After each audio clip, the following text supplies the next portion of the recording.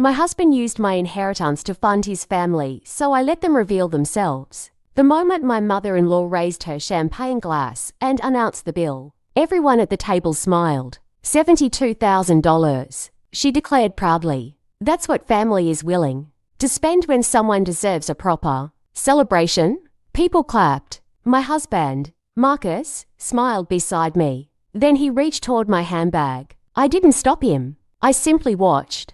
Because for the first time since our wedding, I knew exactly what was going to happen next. And I was ready. My name is Aylana. I was 32 years old, and I owned a small financial consulting business that had taken me nearly a decade to build. For almost 5 years, my husband's family had treated my income like a family emergency fund, and my husband had always had the same answer. Their family. His mother needed help with her house. Family. His younger brother needed money for a business. Family. A medical bill appeared. Family. A vacation suddenly became financially difficult. Apparently, family again. I kept giving because I believe marriage meant supporting the people your spouse loved. What I didn't realize was that there was a difference between supporting family and being used by them. I learned that difference the hard way. It started about 4 years earlier. Marcus and I had been married for less than a year when his mother, Vivian, called him one evening.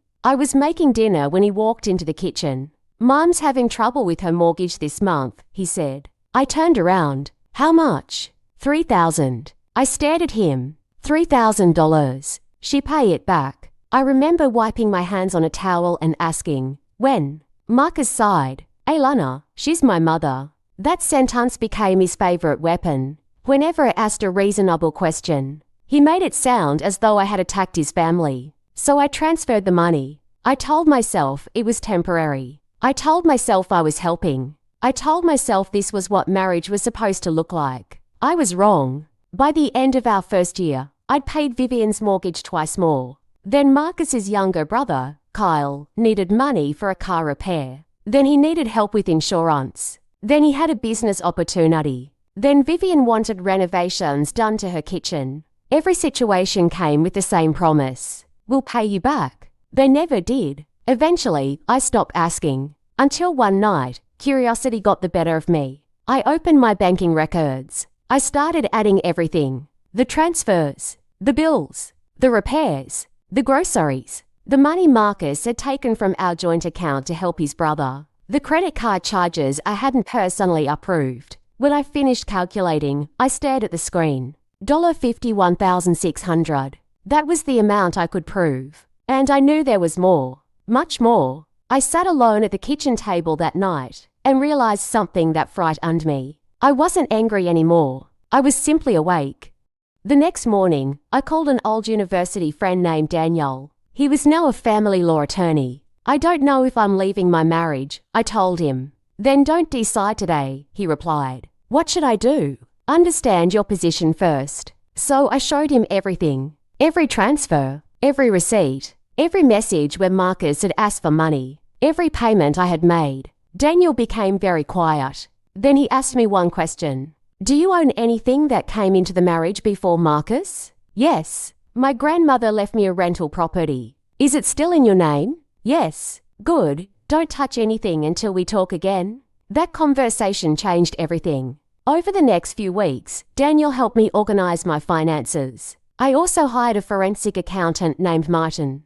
Martin was the kind of man who could look at a bank statement for 20 minutes without blinking. He found something I didn't know about. Marcus had taken out a large loan connected to the rental property. My property. My inheritance. And he'd used it to guarantee a loan for Carl's struggling business. I stared at the paperwork. He couldn't do that without me knowing. Martin looked at me. He shouldn't have. My stomach dropped. "How much?" "Enough to put the property at serious risk if the loan goes bad." I closed my eyes. For a few seconds, I couldn't breathe. Then I opened them again. "What do we do?"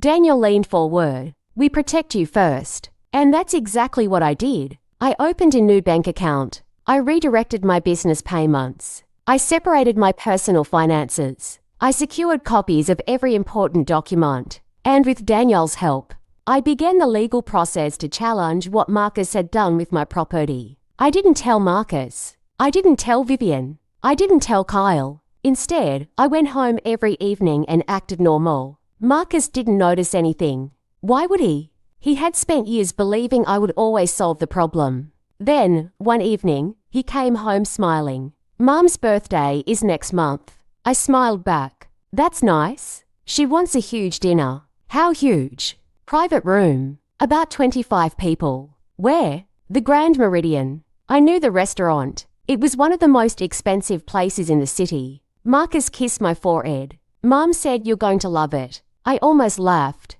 Instead, I said, I'm sure I will, because I had just been given the date of my final lesson. The birthday arrived. I wore a simple black dress. Marcus wore a suit. During the drive, he talked about his brother's business and how proud his mother was of him. I listened, but inside, I felt strangely peaceful. For the first time in years, I wasn't wondering what they would ask me for next. I already knew this was the end. The restaurant was beautiful. There were 27 people in the private dining room. Vivian sat at the center of the table like a queen receiving guests. She hugged Marcus. Then she barely looked at me. Dinner went perfectly, at least for them. After dessert, Vivian stood. She lifted her glass. I want to thank everyone for being here tonight. People smiled. She looked directly at Marcus, then at me, and especially my son and his wonderful wife. My husband smiled proudly. Vivian continued, this family has been blessed with people who understand that when someone needs help, you don't turn your back. My fingers tightened around my napkin. Then she laughed. And tonight's celebration comes to $72,000. The room erupted in applause. I didn't move. Marcus reached for my purse. He had done it so many times that nobody thought twice about it. He pulled out my card. The server came over. Marcus handed it to him. A few seconds later, the server returned. I'm sorry, sir. The card was declined. Marcus frowned. Try it again. The server did. Declined. Marcus looked at me. What did you do? I took a sip of water. I closed that account. His face changed. When?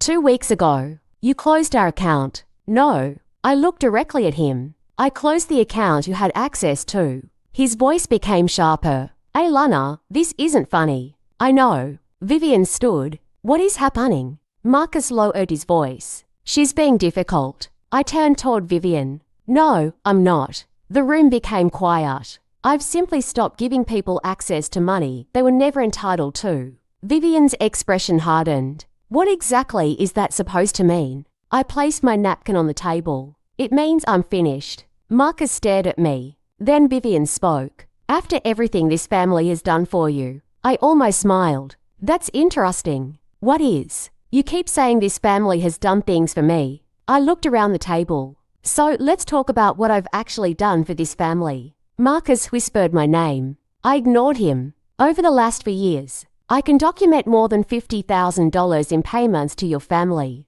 Nobody spoke. Mortgage payments, bills, repairs, business expenses, medical expenses, and money transferred directly to Marcus's brother. Carl shifted uncomfortably. Vivian crossed her arms. You offered those things willingly. I did. I nodded. And I regret that. Marcus suddenly stood. Aylana, we can discuss this at home. No. He froze. Why? Because you don't get to take me home and convince me I'm the problem anymore. The silence was unbearable. Then I reached into my purse. I pulled out a folder. I placed it on the table. Marcus looked at it. What is that? Documents. His face became pale. About the property. Yes. Vivian looked at him. Marcus, I continued. You used my inherited property as security for Carl's loan without telling me. Carl immediately looked at his brother. What? Marcus said nothing. I looked at Kyle. You were never told the property wasn't his to use, were you?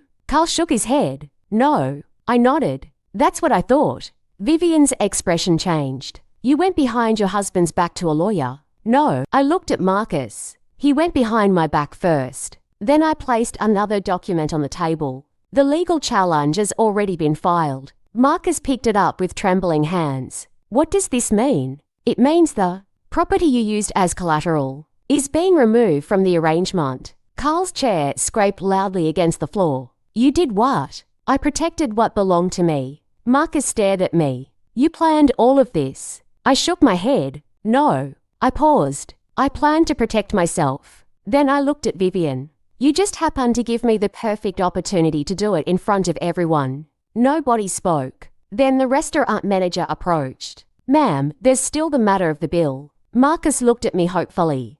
4 years, that look would have broken me. Not anymore. I opened my phone. I'll pay it. Marcus exhaled. Vivian smiled faintly. Then I continued. But not because it's my family's responsibility. I looked at Marcus. I'm paying because I don't want the restaurant caught in the middle of your family's disaster. I transferred the money. The manager thanked me. Then I stood. Marcus grabbed my wrist. Alanna, wait. I gently pulled my hand away. What? Where are you going? I looked at him for a long moment. Somewhere I don't have to keep proving that I'm a good person by destroying myself. His eyes filled with panic. You're leaving me? I've been leaving for months. I picked up my purse. I just needed to make sure I could leave safely. Vivian said nothing.